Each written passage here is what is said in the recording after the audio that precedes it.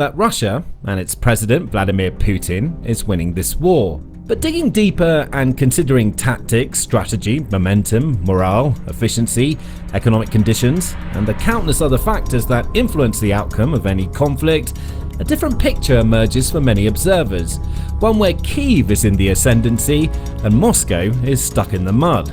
So, to believe Putin's winning is at best debatable, and there's an increasing amount of evidence cited to argue the opposite. There's also very little evidence that Putin can point to that would give Russia any sort of hope or optimism for the future.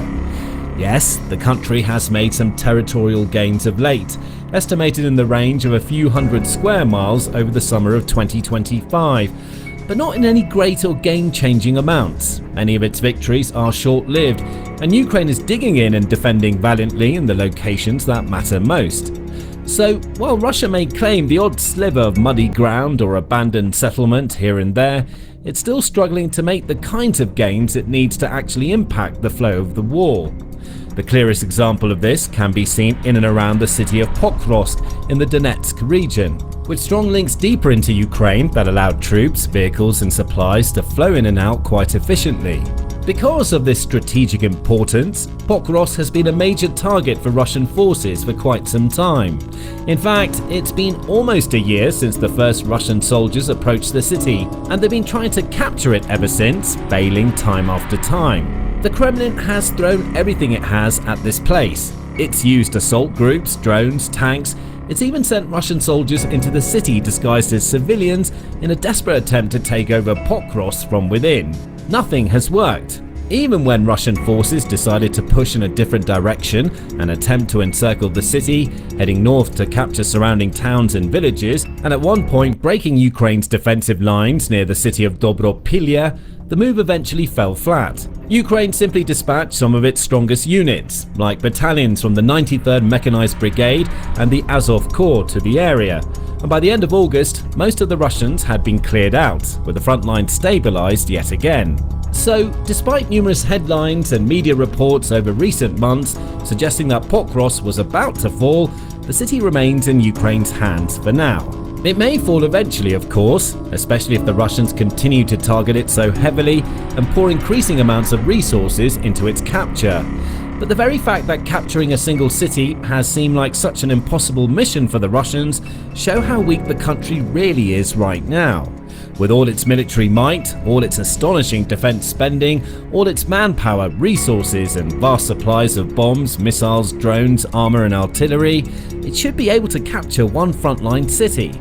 But it can't, and to make matters worse for Putin, Ukraine has actually managed to recapture far more land than it's lost in the Pokrovsk area over the course of August. That fact was recently revealed by Commander-in-Chief of the Armed Forces of Ukraine, Oleksandr Syrskyi, who published a lengthy Telegram post detailing the challenges and successes Ukraine experienced over the month of August. In that post, Syrskyi pointed out that despite Russia upping its aggression and launching its much talked about summer offensive to take territory at a faster rate than before, it actually experienced a relatively weak end result. In fact, the month when the occupiers hoped for their breakthroughs and made maximum efforts to do so became the month of the enemy's relatively smallest territorial gains in recent times. So if we take the Dobropilya's direction, where the enemy created an offensive group, then here the Russians captured 5.2 square miles, but they lost 9.8 square miles. In the Pokrovsky direction, their gain was 1.9 square miles, while our troops regained control over 10.03 square miles. That means that in the Pokrovsk area alone, Ukraine was able to regain 5 times as much land as Russia was able to capture. This is even more impressive when considering the fact that Russia has focused so much of its efforts in this area, launching an estimated 350 assaults in the Pokrovsk direction over the first week of September alone. Ukraine isn't merely fending off wave after wave of attacks, it's even finding ways to strike back and regain lost land, which would have been almost impossible in the earlier stages of the war, when Kyiv's forces were mostly focused on defense and had fewer opportunities for counterattacks or offensives. This is indicative of a much broader shift in momentum. There's no doubt that Russia won the early stages of the war. It charged at a ruined crossroads outside Kupiansk. Russian soldiers huddled around the remains of a supply truck that had been reduced to a twisted husk of steel. Only hours earlier, it had carried crates of ammunition destined for the front line.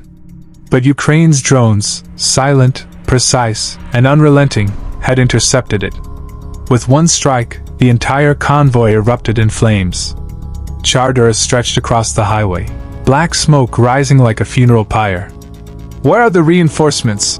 a Russian conscript whispered, his face pale under the flickering firelight. No one answered. His commander had vanished hours ago. Their radios were dead, jammed by Ukrainian electronic warfare. Around them, the once proud Russian column, tanks, APCs, artillery, lay broken, scattered like discarded toys across the battlefield. And yet, on state TV back in Moscow, anchors smiled confidently.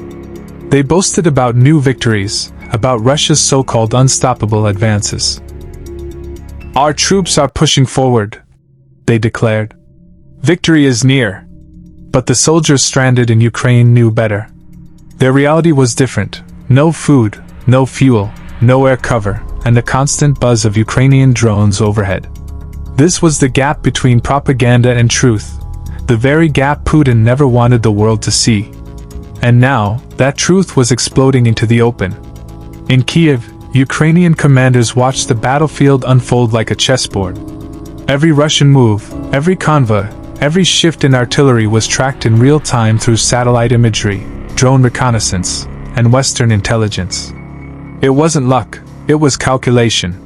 General Oleksandr, his uniform darkened by long nights and unending responsibility, leaned over a glowing map in the command center. Markers flashed red where Russian forces were weakest. Green icons showed Ukrainian units moving silently into position. "They believe we're retreating," he muttered. "Let them. Soon they'll learn." And indeed, Russia's commanders had swallowed the bait. Believing Ukraine had exhausted its defenses, Moscow had ordered a massive armored push across the open fields near the Syrskyi Donetsk River. Columns of T-72 and T-90 tanks roared forward, engines growling like beasts. Dust clouds followed them, banners of steel and arrogance. Russian officers congratulated themselves, certain the Ukrainians were finally broken. But Ukraine had set the trap. As the first Russian tank reached the tree line, a piercing whistle cut through the morning air. Seconds later, boom! A javelin missile tore into its armor, sending flames shooting skyward. Another tank tried to reverse, but a Stugnapi missile found it before it could escape. Then came the drones, FPVs screaming low, slamming into armored hulls, tearing through convoys. In minutes, the Russian spearhead disintegrated. Steel beasts that once symbolized Moscow's power now burned in black columns of smoke. Soldiers leapt from their vehicles, scattering across fields, only to be cut down.